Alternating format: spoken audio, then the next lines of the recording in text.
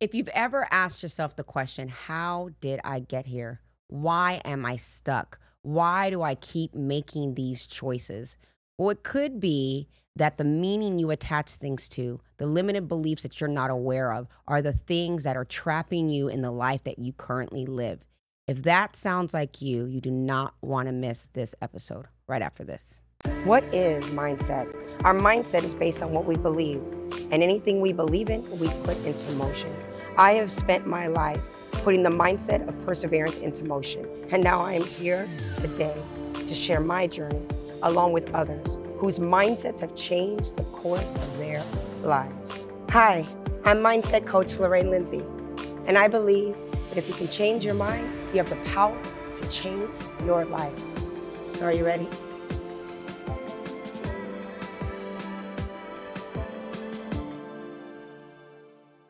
Welcome back to another episode of the Lorraine Lindsey podcast. This is all about mindset. If you can change your mind, you have the power to change your life. At least that's what I believe. And we're actually going to tap into that conversation today with one of our favorites that have come on the show time and time again. People love him. They're always asking for him to come back. And so we're going to tap into this conversation. But before we get into it, what I am learning is that a lot of you out there are watching, but you're not subscribing. So I would really, really appreciate it. It helps to keep the show going if you hit the subscription button and give us a thumbs up and send us your comments if you're liking the content or want more conversations like this.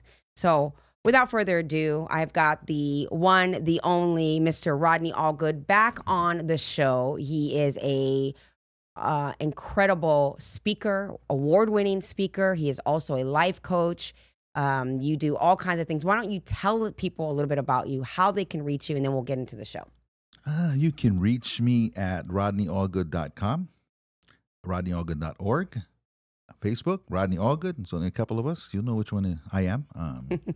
Instagram, Mr._Allgood, all that good stuff. And what have you been doing lately with your business and your coaching? Because I know that you have a very large group in which you coach to, which has to do with organized religion and getting people out of those types of things. But you're pivoting as well, and you're going into other things. So talk a little bit about that before we kind of go into this topic of limiting beliefs. Yeah, every few years I like to focus on another audience. This year I want to focus on the kids. So I'm going to be doing a lot of high schools, and I like to catch just kids because they're young and they're not jaded yet, right? Yeah. They still believe everything's possible, which kind of goes into what we're going to talk about today. But this next 12 months or the next school year, I'm going to be talking to a lot of high schools, and I think it's so important. Motivate those kids. You got to plant those seeds early, right? For they're hardwired for their limiting beliefs. Sure. So let's talk about this. Let's talk about these limiting beliefs, where we think they come from, and how it's so impactful in people's lives when they're stuck on certain narratives for themselves. Why don't you kind of because you and I talked yesterday, I'm like, it's a free-for-all what we can talk about because there's so many different great topics that you and I can discuss. But this I thought would be really, really important because I feel like it pertains to everybody, self-included. Yeah, when I coach people, I find that almost always, for most people I coach, the root problem is self-love. Mm-hmm. They don't love themselves enough. They don't believe in themselves enough. And usually that comes from elsewhere. They've adopted other people's stories as their own, usually your parents. And a lot of times when people have resentment and issues with their parents, I'll ask them, what was your parents' life like growing up? And then we go back another generation and another generation, and you'll find that this has just been something that's moving along generationally, that you're absorbing the limitations of your parents. They can't teach you what they didn't know. Right. And you, at an early age, you get a sense of self-worth. So when your parents didn't value themselves, if they had a hard childhood and they were never shown the kind of love that they deserved, a lot of times they can't show it to you, and you have a paradigm of what you're worth, what you're worth in relationships, what you're worth financially, what you're worth, in this world in general, what your worth is. What's interesting about that too is that a lot of us adopt that blindly. We don't even realize. I can even say for myself, there were times in my life, there were certain things that I grew up with that I was like, when I get older, I'm never going to be this or never going to do these things, because I saw that it was detrimental or that it was hurtful. gave me some version of pain. Those specific scenarios were what I was saying I would never do. But what I was totally unaware of is how it left an emotional footprint inside of me. And that footprint needed to play itself out because it created these belief systems of not being enough and not belonging or whatever it was, or not loving self or my value even, that I didn't even realize that it left, you know? And so going through life, finding familiar emotions in other relationships that didn't necessarily fit the narrative of what I saw growing up, because in my mind, I'm not going to do that. So I wasn't doing that specifically, but not understanding why emotionally I was still feeling the same that I did in those childhood times of my life. And so I guess I'm saying all that to ask, what do you think for people?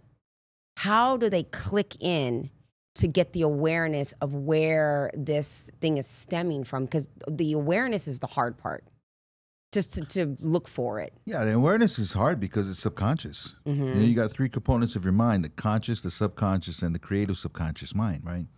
And your subconscious is wired mainly through repetitions. So whatever you saw over and over again, or things that were very impactful, emotional, traumatizing maybe, those things get impacted in the subconscious also. So when your conscious desires are out of alignment with your subconscious beliefs, then you will sabotage yourself. Right? Wait, say that again, one more time. When your conscious desires are out of alignment with your subconscious beliefs, you sabotage yourself. That's why if you were to give someone who never had any money $1 million, you know, living here in Vegas, two people just won $1 million at the Win, I think, right?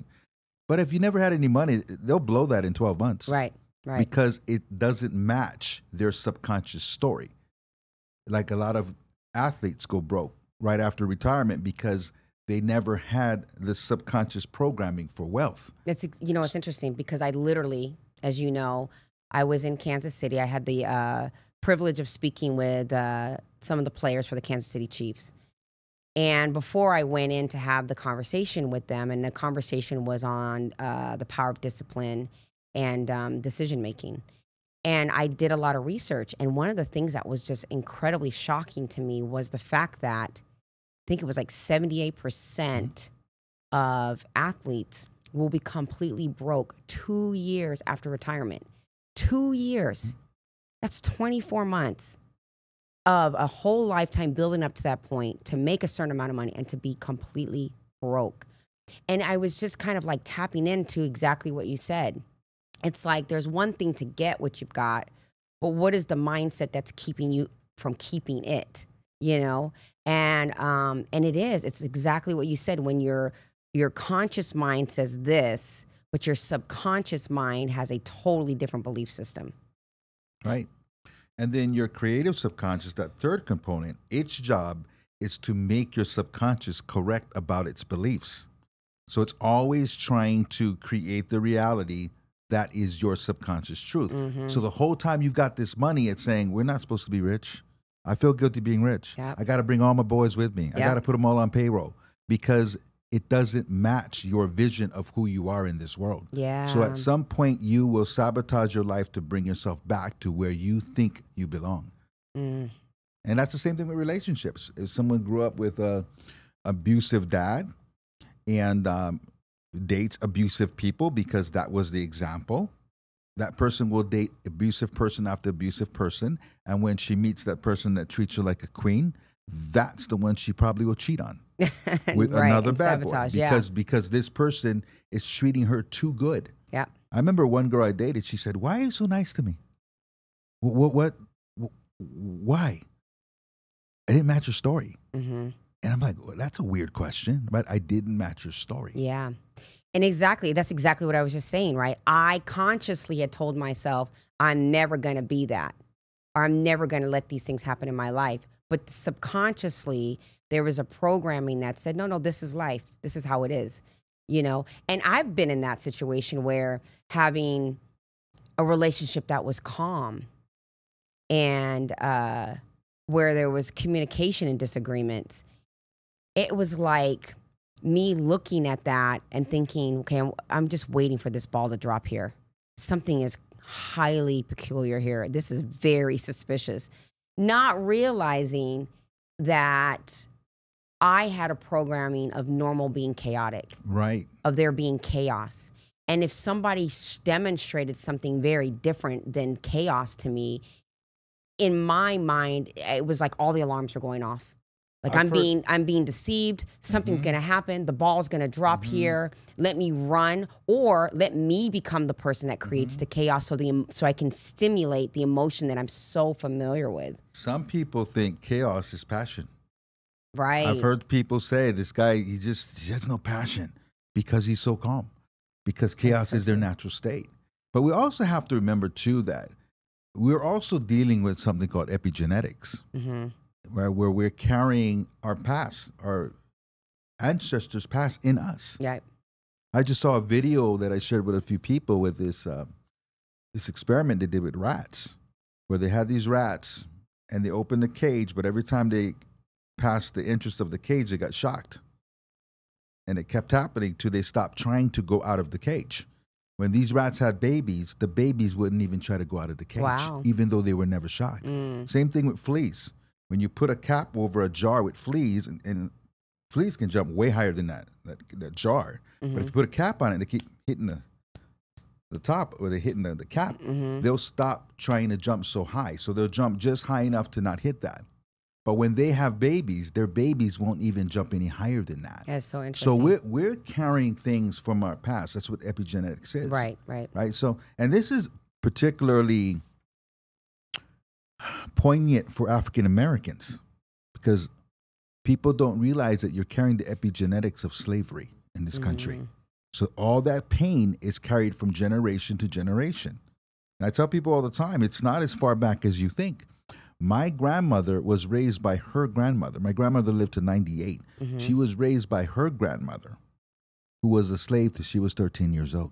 The person who raised my grandmother was a slave till she was 13 years old. So the epigenetics of all that pain can still be in you. Right. But the nice thing about epigenetics is you can't change them in your lifetime. And is that through neuroplasticity, you think? Because we're learning that now, right? Because there was so much conversation for so long where people talked about, or scientists and doctors and things like that would say that we were at some point hardwired, right? And you've got people like Dr. Joe Dispenza as an example, who goes in the quantum physics realm and says, no, but there is this neuroplasticity, and that we can actually rewire the brain. But how do we start? How does one start to tap into that? And that's question number one. Number two is, what is the reality of what that's going to be like? Because I feel like when people go on these healing journeys and they're seeking healing because they recognize that they need it, the part that isn't talked about often enough is about how painful that journey is, how bringing all that stuff up is a necessary evil to get past it. And when some people realize that they have to do that kind of heavy lifting and how painful it can be, they just rather say, nah, I don't want to do it. Well, the scary part is, for a lot of people, is your story becomes your comfort zone. So comfort doesn't mean that it's all rosy. Comfort just means that's what you're used to. Right. So when you let go your story, that means I'm going to take responsibility. I can't point fingers anymore, right? You've got to be willing to let go of your story. But in letting go of your story, you got to be willing to take total responsibility for your life. And a lot of people don't want to do that. They want to blame somebody for the state of their life. Yep.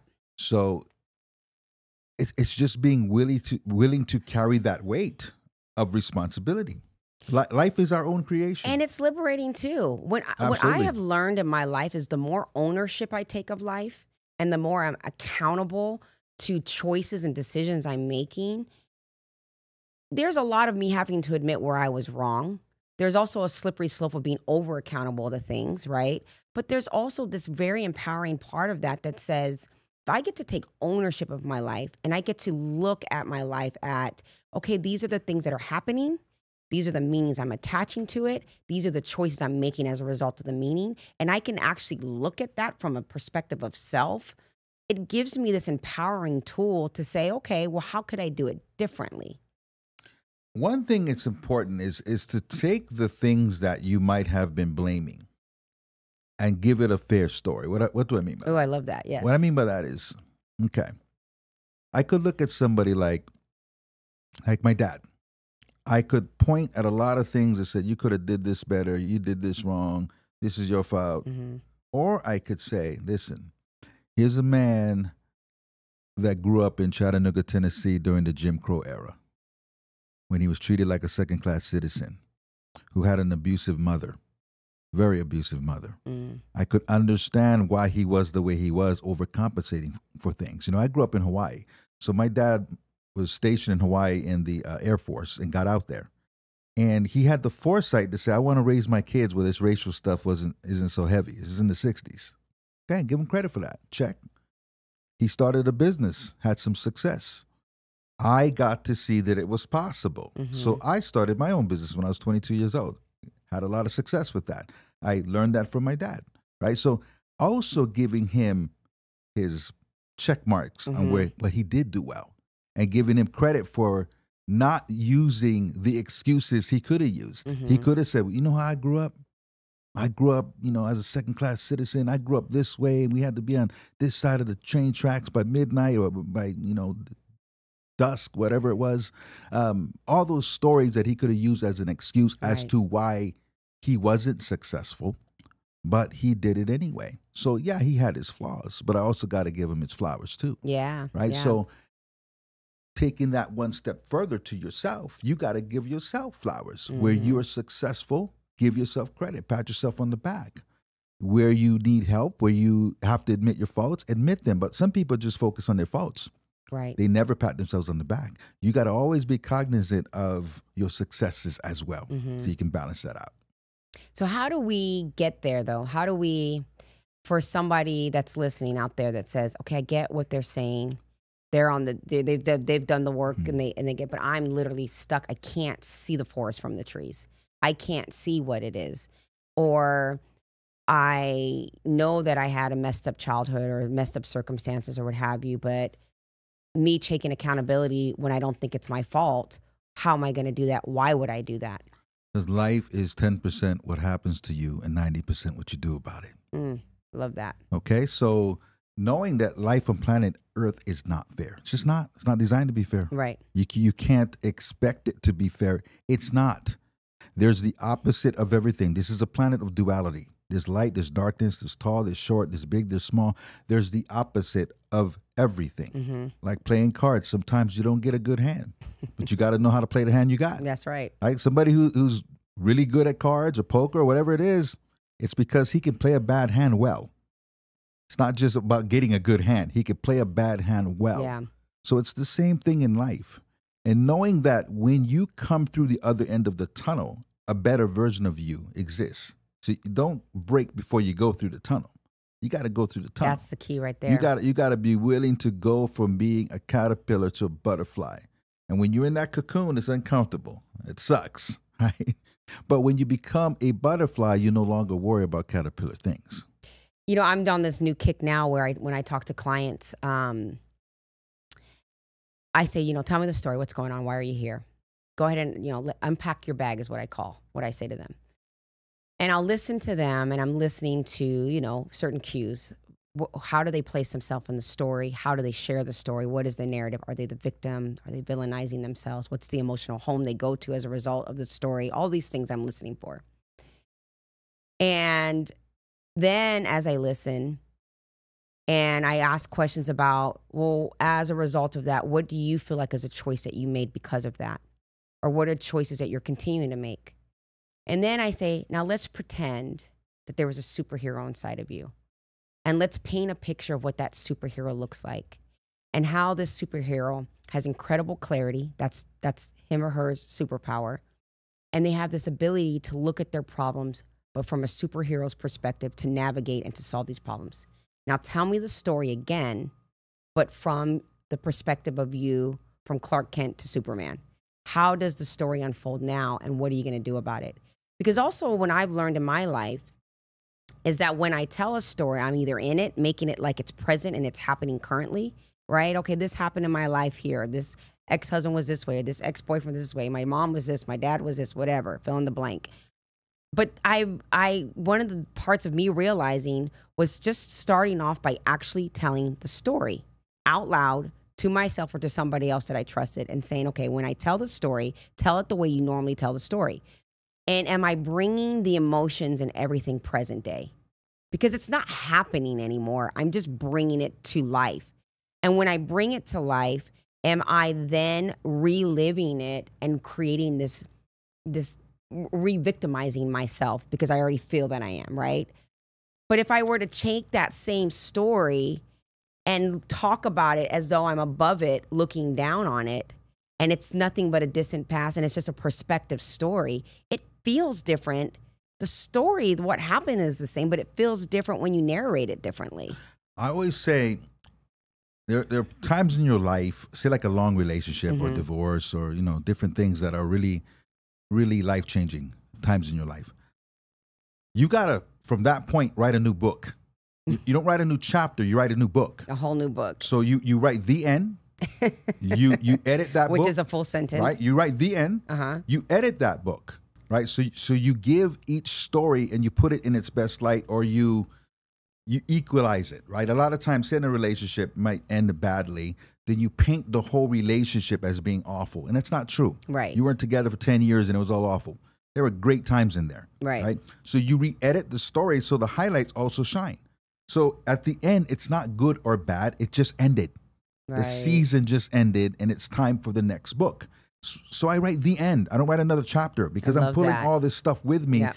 When you're in the same book, you're pulling all the stuff from the previous chapters with you. Right. Right. There's sometimes I've got to end the story, write the end, and I put it on the shelf. It never goes away. It's still part of my life, but it's on the shelf. Sometimes I revisit the book. There'll be times when, say, someone of my past passes away. A family member even, right? That brings up all these people that were in another book. Right? It could happen with my in-laws or something from a previous marriage. Well, I got to take that book off the shelf because I'm going to visit some of these people for a little bit. Right. I'm going to go to a funeral, memorial, whatever it is. I'm flipping through the book. I'm not in the book, but for right now, like a class reunion, before they had the internet and Facebook, when I'd go to a class reunion, I would grab my yearbook off the shelf and flip through it to remember faces. Yeah, so reflection. Reflection. Yeah. So one night of visiting the past, but it's not where I am. Right. So learn where you need to write a new book and stop carrying all of it with you. You write a new chapter, all the chapters connect. Sometimes you just got to write a new book. Right. And be intentional about the title. Intentional. You know what I mean? Intentional. It's like, I'm going to write this new chapter of this new book, not just chapter, but the book. I love that you said that because we often reference the new chapters in life, but you're exactly right. Some books need to have an ending. And you can say, this was this novel, this romance, this horror story, whatever it may be. But there's the end. I'm alive. I have other books to write. And this time when I write the book, I'm going to be very intentional of the title, the characters, who's going to be in the book, and how I would hope for it to end. And understanding the characters, like I mentioned, it could be my parents, it could be my dad, right? Where now, because I'm the author of the book, I can completely understand the character that's in the book, right? You're the author of the book. Okay, instead of just looking at where he fell short, nah, this guy was actually a champ. You ever watch a movie where the guy appears not to be so great, and then at the end, like, no, he has a big heart. He's actually like the villains. He's actually kind of gruff, like but he's a good dude under that, right? So you can understand the characters of your book, so that it doesn't weigh you down at this season of your life. Now, they might still be a character that re-enters this time of your life, but you got a different relationship with them. Right. With your parents, you got a adult relationship with them. And that's the thing too. It's like that, what you just said there is very important. If I, as a person at 10 years old, experience whatever I experience, I certainly am not that same person at 40 years old. And if I am to understand that about self, then a lot of the narratives that the 10-year-old has experienced that is still telling the story is holding people hostage to a narrative that is 30 years old. And sometimes when we're looking at our lives and we're judging or creating how these characters were to us, sometimes we have to stop holding them hostage to who they were and allow ourselves and allow them, if it's healthy, because I know some people are set in their way, they're fixed mindsets, and they don't change, and I get that. But for others, they've had their growth too. They've made their mistakes. Like I look at my mom, for example. She was 21 years old when she had me. 21 years old. So the 10-year-old that was judging the 31-year-old and the choices she was making for that first decade of my life, certainly my mother is a very different woman today, having gone through life's experiences that may have taught her things. Would my mother, had she birthed me today, be the same kind of mother that I had? Probably not.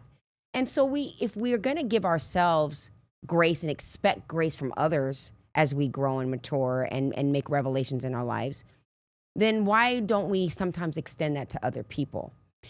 And also, I want to say this real quick before I lose my train of thought on this, with this conversation that we have, and I would love to get your perspective, is one of the things that I have found, like the conversation that we're having right now to me is very simple. You know, it's like, write a new book. Just write a new book. But here's what I found with coaching people. Some people have such an identity construct to their trauma, to their pain, to the way they narrate their stories, that they get rewarded in some way for being that victim or for this happening to me. And whether their reward is through people feeling sorry for them, empathizing with them, you poor thing, or people mistreating them. They get some kind of something out of it.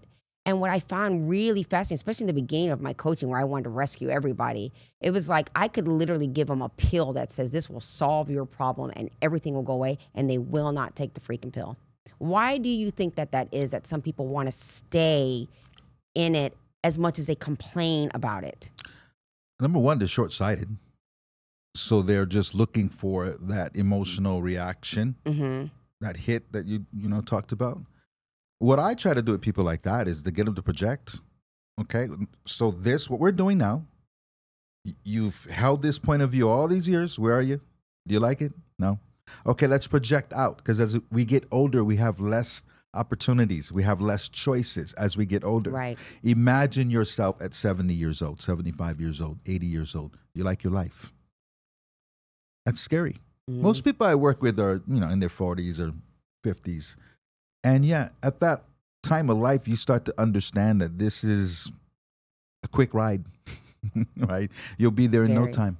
Yeah. And at some point, your life will merely be the consequences of prior choices. You get less options as you get older. A 70-year-old doesn't have as many options as a 30-year-old, right? So where are you going to take responsibility of your life? And trust me, when you're 70, nobody will care. Right. Nobody will care. And that scares people sometimes. Yeah. When you get them to project. Man, you make me think about all kinds of things, because I see it. I see it in myself even at times. And why I actually feel like even with my own personal journey, unearthing, seeing things, reflecting, looking for other people or seeking coaching or therapy or whatever to unlock things that I don't even know that I'm not even aware of. I'll give you an example. Recently, because the more I'm coaching people, the more I'm reading behavioral science and psychology books and things, like just trying to understand the behaviors and the mindsets of people. And one book in particular, it's called Codependent No More. And even reading that book and realizing here I am, this person that always thought she was incredibly independent, but always attracting people who I thought were codependents, but not realizing that I was trapping myself into codependency, and using it in forms of being an over caregiver, and also being controlling. Because again, whatever traumas and things that I experienced, waiting for the ball to drop made me become somewhat of a controlling person, because I was afraid of the ball dropping, but then also being attracted to people who will let the ball drop, essentially, right? We're dynamic. But again, me seeking self and trying to figure out parts of my life where I'm like, why am I stuck here? Because to this day, it never changes. No matter how much you learn about yourself, there's always other avenues of your life that you get stuck in. And me, at the age that I am now, making huge transitions in my life recently, thinking, how am I stuck? Why am I stuck? Didn't I do enough work? Why am I stuck? And realizing new things about myself. I'm just rambling. Well, there's levels. you've done amazing things with your life, but there's levels. It never ends as a human being. Yeah. Right? I think we have to get proficient at putting the Rubik's Cube together. You ever do a Rubik's Cube and got like 2 sides right, the other 4 sides all jacked up? Yes, all the time, and then I take the stickers off. Right. I mean, that's what most people want to do. They want to, you know, just show one side or take the stickers off and cheat. But here's the thing. Life, even if we learn how to put it together, life's always going to come in the middle of the night and jack it up. Yeah. But we got to become like those people who, no matter what, can put it back together pretty quickly. But there's always going to be an area of life that is lacking. I mean, it's just life. We're not perfect creatures. Right. We got to give ourselves some slack when things are not as we want them to be. And we also have to give ourselves credit when we are winning. When we give ourselves credit, we get confidence that we can handle the next thing. When we're busy being perfectionists and only focused on our flaws, then we lose at more things. We got to be able to give ourselves credit along the way. Absolutely. And you know what? And to piggyback to that, we also have to change environments, you know? And this is something that I even recently, and these are things that I cognitively know. And then I get caught in my own web of, you know, despair and places where I get really stuck and I'm having difficulties making decisions because I'm not clear. And, but what I have noticed with self is I say, not only do you think a thought every single day, the same thought over and over and over and over again, but you tend to do it in the same places around the same time, doing the same habits, right? They all kind of correlate. And what I've noticed in order to shake me out of it sometimes when I can't figure it out is to literally get up and move to a different environment. Be around individuals where conversations are. Like, I'll find networking events or podcasts or something that can give me some other perspective or some other reference or just some other environment so I can get out of this repetitive thought thinking. You know what I mean? Because it's just like, it's just a loop that won't stop. Yeah, because it's again, your mind is looking to support the story. Right. Whatever story you have, the creative subconscious, the super subconscious mind is looking to support the story. I remember when I got divorced and my life was all upside down and I was dead broke. In fact, I was a couple $100,000 in debt. I mean, it was ugly. And what I would do is I would go to a really nice hotel in Hawaii. It was called the Kahala Hotel. Okay. Just very opulent. And I would just work in the lobby. And I would order an iced tea because that's all I could afford. But I just wanted to be around some opulence because my head was just, the story was getting so bad. I felt like a loser. And how did I lose everything? And what's the matter with you? Right. And, you know, I went from being somebody that always had a really positive story to being somebody that just felt like he couldn't do anything right. So just being around people, just getting in conversations with people who were thriving, and just being in that atmosphere, right, really helped. And I still do that to this day. Sometimes I just put myself in an atmosphere that makes me feel like, yeah, this is what I like. Yeah. This is me. Regardless of what's going on in this present moment, this is me. You became your superhero. Yeah. And your inward superhero. And then your mind starts to go, okay, how do I create this opulence or this environment on a regular basis? That's how your mind works. What do you think are some questions that a person needs to ask themselves to start? So let me paint a picture. Let me frame it. Let's say I am a woman who, 40 years old. I'm recently divorced. I feel like I let myself go in my marriage. My kids are getting older. They don't really need me anymore. And I'm in a job that I'm burnt out in. I'm trying to date, but they're all the same. They're all treating me the same. And I don't have any support. I don't have any family. And my friends are all still married. I just feel like I'm on an island. And I know what you're saying. I hear what you're saying, but I feel stuck. I think the first thing is to figure out what makes you happy within your control. Ooh, to change your mindset. What can I do every day that I appreciate? Can I get up early and go walking on a nice trail, watch the sunrise and give myself a good start to the day? Can I begin to work on my physical self? Is that within my control? I would ascertain what is within my control, because it's easy to focus on things beyond your control, right? What's in my control? Your physical self is always within your control. So give yourself as many wins as you can. I love that. And be intentional about giving yourself wins, right? Don't just leave it to random chance. You live with intention or you live in reaction. Right. When you live with intention, you're creating your life. When you live in reaction, you're responding to it. I would give myself as many wins as I can. I probably wouldn't jump into a relationship because that's its own entity to nourish and to fertilize and to give attention to. I would get really selfish with my time. Yeah. Me. It's about me. Yeah. This is a project. It's like a home. Sometimes you are repairing the home. Sometimes you're mowing it down and building a new one. Chapter 1. You've got to be selfish. challenged with life. Yeah. If this is something that you're challenged with, anyone out there, learn that it's not selfish to put yourself in first position. Right. Now, what do I mean by that? Sounds selfish. But when you put yourself in first position, your glass is under the faucet at all times. But there's a big bucket under it. Eventually, there's more water in the bucket than what's in your glass, but it went in your glass first. Right. I love that. That's a good And analogy. your glass is always full. Put yourself in first position. You'll be better able to serve others from that vantage point. But really, just be challenged by life. Be challenged by it. It's like a puzzle you're trying to put together. Be challenged by it.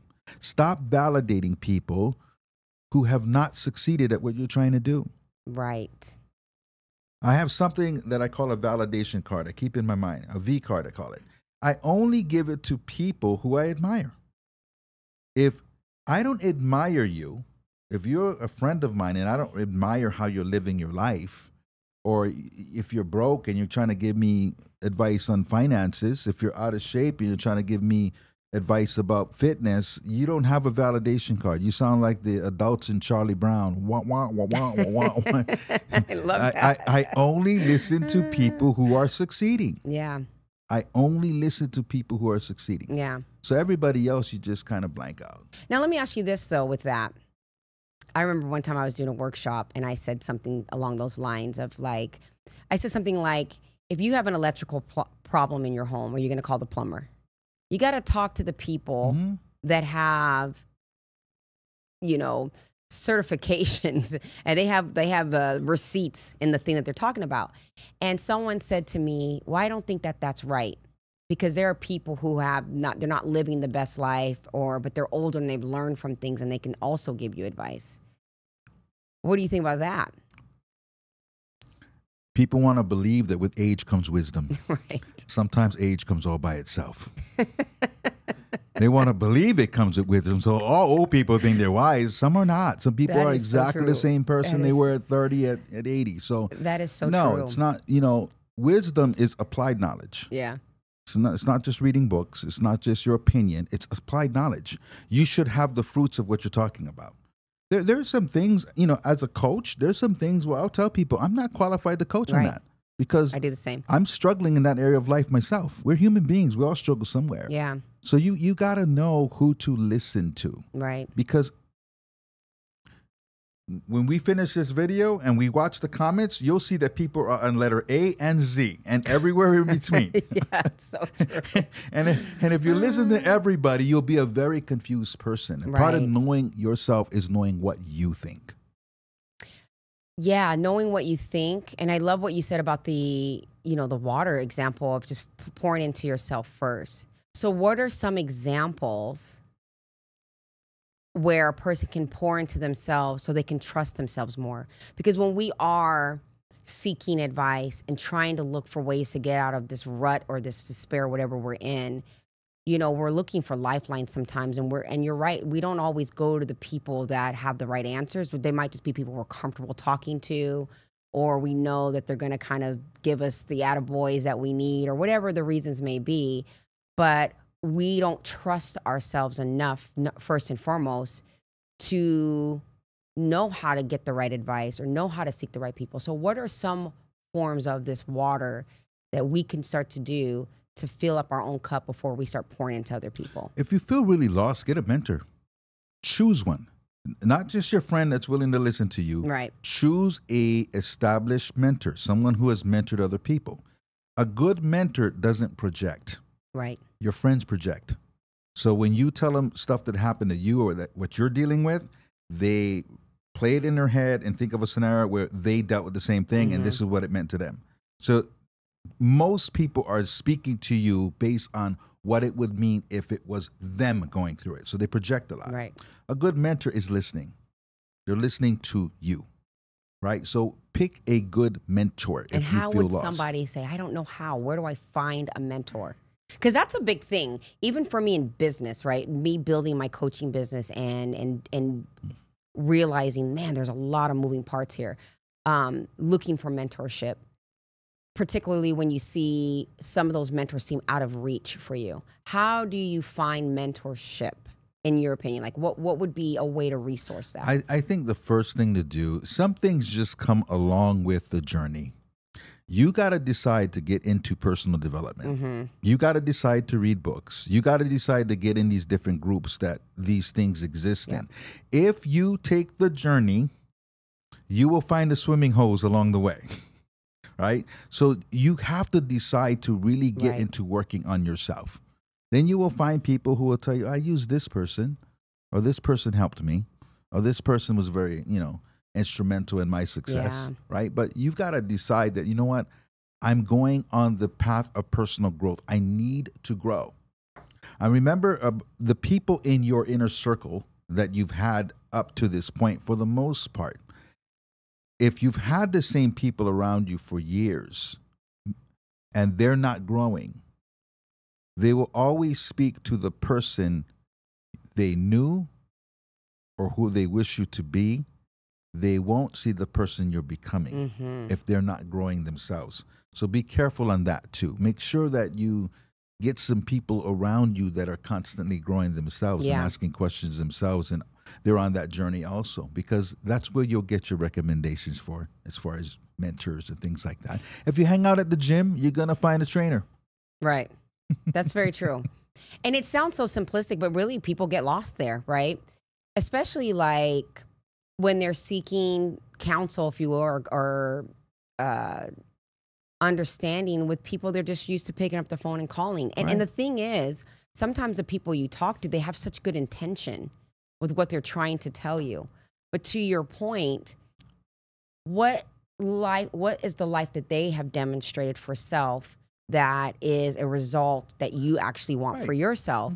And even though they're well-intended, you don't have to like cut them off, but you might need to really ask yourself, like, I know they mean well and I know they want well for me, but is this person really equipped with the tools that I need to help me? Again, people have the fruits in their life. We're good friends. I know where you thrive. There's things that, when they come up, I'll probably ask you. Yeah. Right?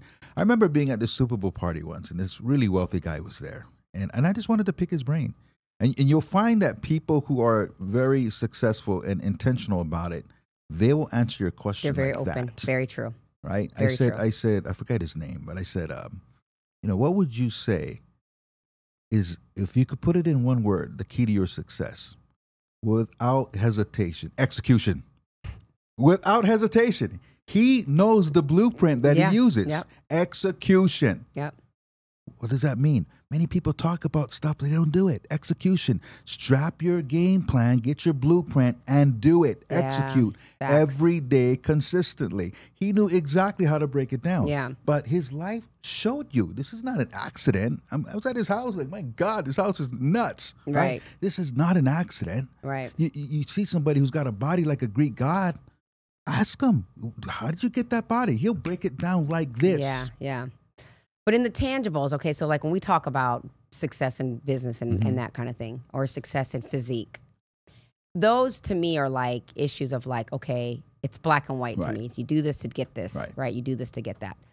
But how do we navigate that when we're dealing with the complexities and the multifaceted ways that we are as people? And when we circling back to the, epigenetics and pathology and things like that, and I know I keep asking this question because I get it so much from people,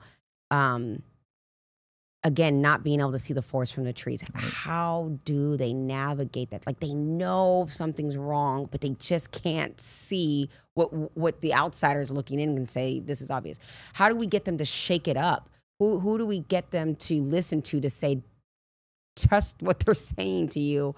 You know, how, in your opinion? Like, how? Because it's hard. I see a lot of people that just really struggle with this.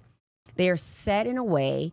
It has become so habitual. It's somewhat hardwired for them. For someone like Joe Dispenza talks about, years and years of repetitive thinking creates personality traits. And now it's this identity construct. And now they've built a literal tribe and a community around this personality that they've created. Well, one thing is, you said it earlier, you can't save everybody. Right. Right? So if someone is not putting in the work already, and I can't want something for somebody more than they want it for themselves. Very true. So if they want the story and they're dead set on it, until it hurts enough to change it, they're not going to change it. Right? But for the person that's putting the work in, for the person that's tuning in and watching broadcasts like this and reading books and looking for it, they're ready. You got to be ready. Yeah. You can't just take anyone off the street and go, come on, let's go to the gym. I'm going to help you lose some weight. Right, right. They're not ready. They're going to go home and eat, 4 Big Macs. Nothing's going to happen. Right. Right. So you've got to be ready. You got to be ready, and you have to be around people who are going to be honest with you, even when the truth hurts. You got to be ready to do things that are uncomfortable. Everything you want in life is found in uncomfortable places. You have to stretch yourself. You have to move out of your comfort zone. Your story is your comfort zone. You go to the gym, you make no progress if you don't push your muscles, if your muscles don't hurt. Right. What you want is out of your comfort zone. If what you wanted was within your comfort zone, you'd already have it. So you've got to be willing to maybe adjust some friends. There's some people you really can't hang out with anymore if they lead you down the wrong road every time, right? If this particular friend keeps you out too late and you hung over every time you hang out with them, then you got to kind of make some distance, because that's not helping me. You got to make intentional choices. Yeah. And also, you're going to hurt people's feelings as you grow. People pleasing and not wanting to hurt people's feelings is another reason why people don't grow. Because if your friends aren't growing, they want you to stay right there with them. You're going to hurt people's feelings. And not only are you going to hurt people's feelings, but you're going to feel alone. You're going to feel alone. There is a period where there is an island you go onto, and you're going to feel alone in that island. And also, too, it's not just about other people. Some of the things that we're choosing for our lives are things that we're self-inflicting, that we're literally doing to ourselves. And it is of no fault of anybody else but our own. And one of the things that I realize with people is we hate to admit that we're wrong. And it's like we will stay in things, lie about things, pretend to other people about things, create these facades, especially now with social media, keeping up with the Joneses, fill in the blank of lies that we tell ourselves, pain that we're inflicting on ourselves, to keep false stories and false narratives going. And so it's like we can look at other people and always seek them out, but sometimes you can't be as external as you got to be eternal. And you got to really take a look inside yourself and say, well, who am I? And let me be honest with myself. Because I heard someone say this the other day on something I was watching, but he was like, there's choices you make in life, and then there's decisions you make for your life. And we sometimes think that choices and decisions are the same thing, and they're not. A choice says, okay, I'm going to choose to do this now, but I can go back to the old ways if I want to. Where a decision, the word to decide is to literally cut off and move forward, kind of like what you said. A choice is I'm going to write a new chapter in the book. A decision is I'm going to put the end and write a new book. And that's the difference. And so I think like one of the things that, again, I'm going to circle back to this, is like you've got to trust yourself and you've got to tap into your value. You need to know that you are valued and that you're valuable to self first. And again, I love what you said about the cup thing. Pouring into yourself, finding things that pour into yourself, because if you're a full cup, but you keep that faucet going, then you'll have excess to pour into other people. It's the best way I can put it. For anyone that has children, simply put yourself in the same position you put your children. You have expectation of your children. there are certain things that you would never allow to happen to your children.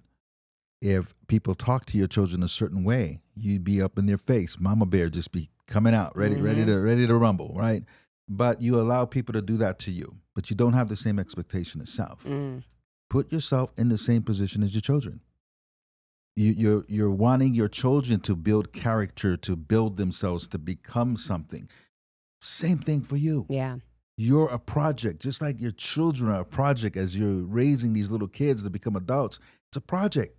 You're always looking at how you can do it better, how you can be a better parent, how you can put them in the best position.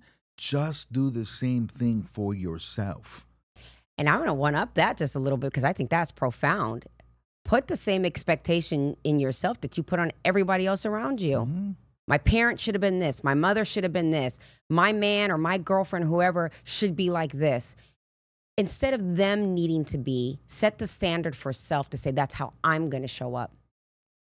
You know, because I this is another thing. It's like we lean so much on expectation of others, and then we find fault in them for not meeting the expectation, and then we sabotage what we believe about ourselves because they didn't meet our expectation. Whereas it's like, okay, well, what is the expectation, and how do you show up in that form to set a standard for yourself as who you're going to be? Because I think when you start to set standards, you stop allowing certain things to flow into your life because the standard is set that this is who I am. And if your standard is here and things are coming into your life that you don't like, then you got to raise the bar. Not raise the bar for them. You have to do that for you. If you raise what your expectations are for other people, you're raising your level of disappointment, you know? Yeah, and I think when we just make excuses to say this is just the way I am, we're never going to change. I think we should always be looking at aspects of ourselves that can get better. You know, it could be, I'm going to be more kind. You know what? I'm always late. I'm going to be on time. You know, whatever it is, wherever you feel like you're falling short, to take that one thing and I'm going to get a little bit better, a little bit better, a little bit better.